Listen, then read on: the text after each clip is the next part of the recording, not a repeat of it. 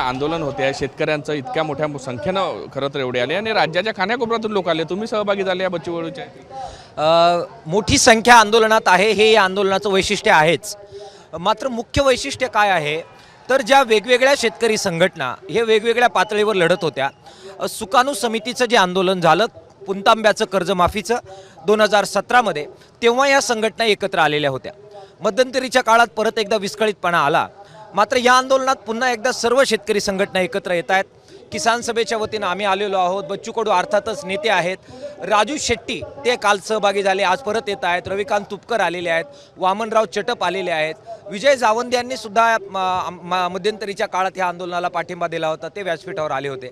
त्यामुळे सर्व शेतकरी संघटना आपले मतभेद विसरून जे किमान समान मागण्या आहेत, कर्जमुक्तीची मागणी सर्वांना मान्य आहे.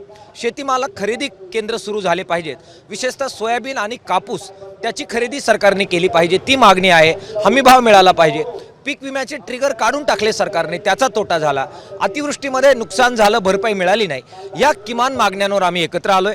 मला वाटतं ही अभूतपूर्व अशी गोष्ट आहे. हा समन्वय या आंदोलनातून आणखीन वाढेल आणि शेतकरी संघटनांची अगोदर एकजूट आणि मग सर्व महाराष्ट्रव्यापी शेतकऱ्यांची एकजूट ही आपल्याला विजयाकडे घेऊन जाईल. व्हिडिओ जर्नलिस्ट सौरभ बोलेसा, पराग डोबडे, साम टीव्ही न्यूज, नागपूर. आता isakal.com आहे देशातील नंबर 1 ची मराठी न्यूज वेबसाईट. प्रत्येक अपडेटसाठी isakal.com ला नक्की भेट द्या.